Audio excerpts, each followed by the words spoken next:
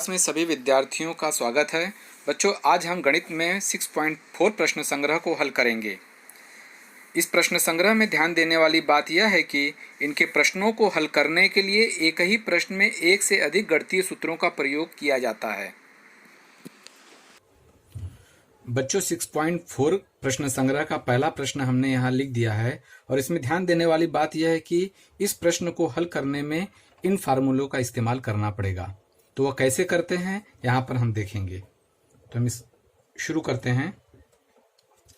यहाँ पर प्रश्न में m square minus N square upon M plus N का होल स्क्वायर। तो हम जानते हैं कि m square minus N square यह formula a square minus B square के जैसा है, इसीलिए इसका सूत्र है a plus B A minus B. तो हमें इस रूप में इसे लिख लेना है। तो वह ऐसे होगा m plus n m minus n, अर्थात m square minus N square को हम गुणनखंड रूप में लिखते हैं तो m plus n m minus n हो जाता है। उसी प्रकार m प्लस एन का होल स्क्वायर को हम इस सूत्र में लिखेंगे। यहाँ पर देखेंगे a प्लस बी का होल स्क्वायर को हम इस रूप में भी लिखते हैं और ऐसे भी लिखते हैं।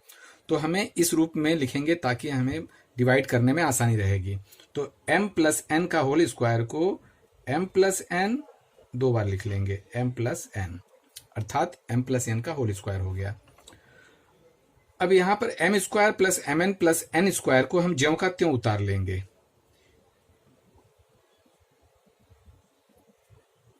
और m cube minus n cube यह फार्मूला इस प्रकार है।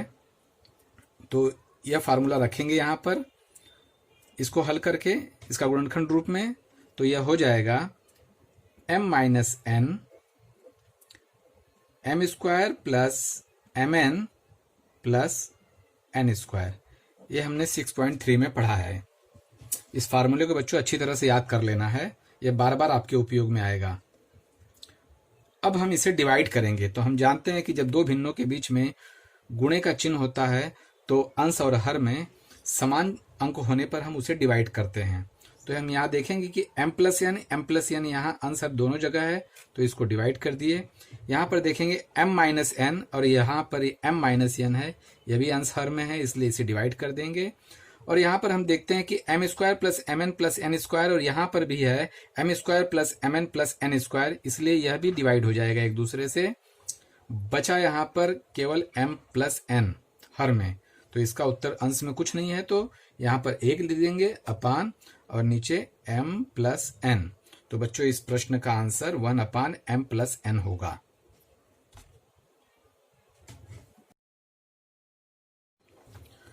बच्चों, प्रश्न संग्रह 6.4 का हमने दूसरा प्रश्न यहाँ उतार लिया है। वह इस प्रकार है a square plus 10a plus 21 upon a square plus 6a minus 7 into a square minus 1 upon a plus 3। तो इसको हमें हल करना है। यह आपके यहाँ, आप यहाँ ध्यान से देखेंगे कि यह वर्ग समीकरण है और इसे कैसे हल करना है हमने इसके पहले के वीडियो में बताया था। इसमें पहले और अंतिम पद का गुणांक जो प्लस 21 होता है, मतलब 1 में 21 का गुणा करते हैं तो 21 आता है। तो इसका फैक्टर ऐसे ज्ञात करेंगे कि इसको जोड़ने या घटाने पे इसका मध्यम पद का गुणांक प्राप्त होना चाहिए। तो हमें मालूम है कि 7 का 3 में गुणा करते हैं तो 7 त्रिक 21 हमें प्राप्त होता है और जोड़ने पर 10 प्राप्त होता है। तो इसका फैक्टर हो जाता है 7 और 3। तो यहाँ पर 10a की जगह हमें लिखना है 7a प्लस 3a। तो इसे हमने यहाँ लिख दिया है। यहाँ पर a स्क्वायर और 10a की जगह 7a प्लस 3a प्लस 21, ये वाला यहाँ लिख दिया है। दोनों में से हमने कॉमन लिया है a को और यहाँ प्लस 3 को, और जो समान है उसको हमने यहाँ उतार लिया है और जो बचे हैं उसको यहाँ पर उतार लिया है। अर्थात a square plus 10a plus 21 का फैक्टर हो जाता है a प्लस 7 a प्लस 3। तो यहाँ पर हमने लिख दिया a प्लस 7 ब्रैकेट में और दूसरा ब्रैकेट में a प्लस 3। इस प्रकार हमने लिखने के बाद बटे का चिन्ह लगाकर फिर अब a square plus 6a minus 7 का भी हम फैक्टर निकाल लेंगे। तो इसे भी प्रथम पद और अंतिम पद का गुणा करेंगे तो माइनस 7 आता है, इसका फैक्टर हो जाता है प्लस 7 और 1, क्योंकि 7 एकम 7 हमें बीच में प्लस 6 चाहिए, इसीलिए प्लस 6 7 एकम 7, 7 में से 1 घटाने पे हमको 6 प्राप्त होता है। तो इसमें ध्यान देने वाली बात यह है कि यह यहाँ पर प्लस है तो हमने इन दोनों फैक्टर में की जो बड़ी संख्या उसको प्लस रखना है और दूसरे वाले को माइनस रखना है, तो हमने यहाँ पर रखा है। अब इसका कॉमन कैसे निकालना है वो देखेंगे। तो हमने 6a की जगह 7a माइनस ए लिख दिया है और दोनों का कॉमन हमने इस प्रकार निकाला है। तो इन दोनों में से a कॉमन है और इसमें से हमने माइनस को ही केवल कॉमन रखा, माइनस मतलब -1।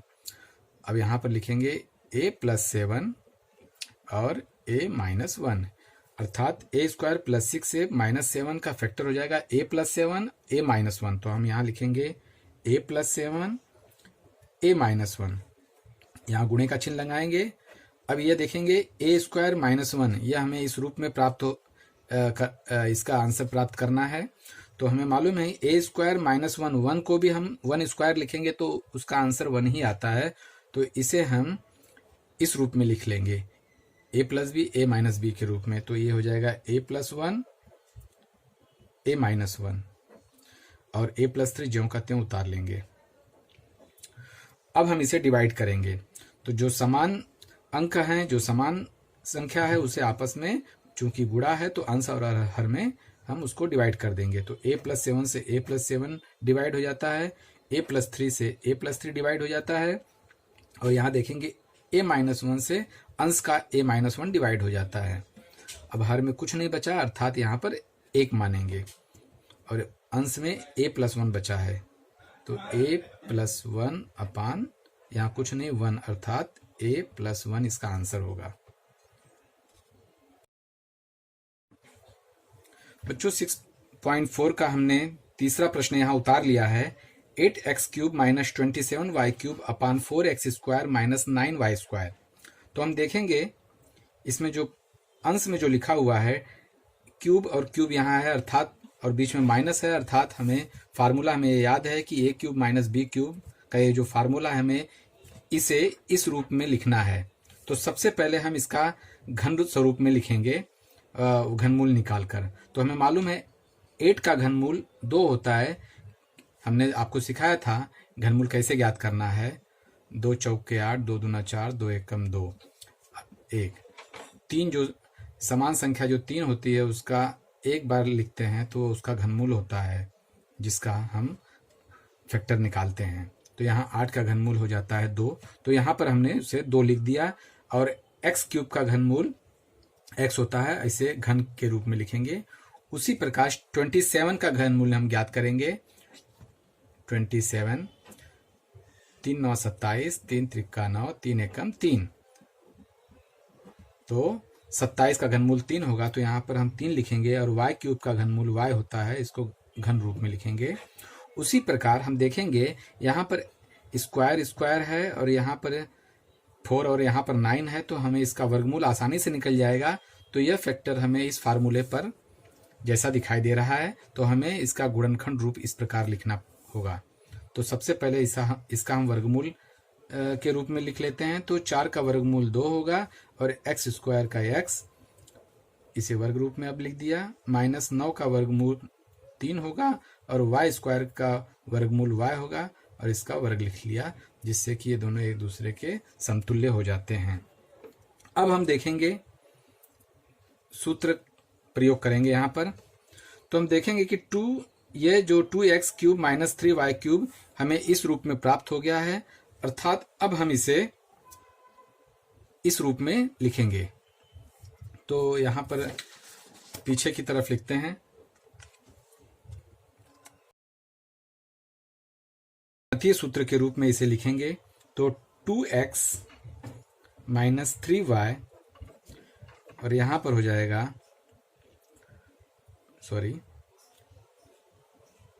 2x square plus 2x into 3y plus 3y square.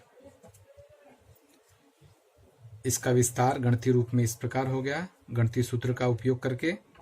और यहाँ पर देखेंगे स्क्वायर स्क्वायर दोनों पर है, तो इसे हम लिखेंगे 2x माइनस 3y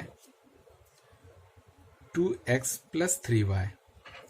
हमने बताया था इसका सूत्र कैसे है।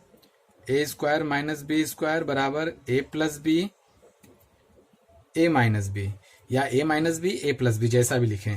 और हमने इसके लिए यह सूत्र लगाया था A cube minus B cube का सूत्र क्या था, A minus B A square plus A B plus B square.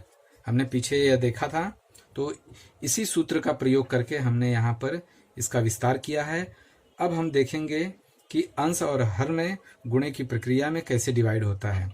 तो 2x माइनस 3y अंश में है और 2x माइनस 3y हर में है, तो ये दोनों आपस में डिवाइड होंगे। और यहाँ पर डिवाइड नहीं होते हैं तो यहाँ पर हम उतार लेंगे। तो यहाँ पर 2x स्क्वायर को हम हल करेंगे तो 4x स्क्वायर हो जाता है, प्लस 2x और 3y का मल्टीप्लाई करते हैं तो 6xy हो जाता है, और प्लस 3y का स्क्वायर करते हैं तो 9y स्क्वायर हो जाता है अपान 2x प्लस 3y। ये इसका आंसर होगा। इसी प्रकार 6.4 के अन्य प्रश्न आप लोग हल कर लेंगे। आज के लिए इतना ही। धन्यवाद।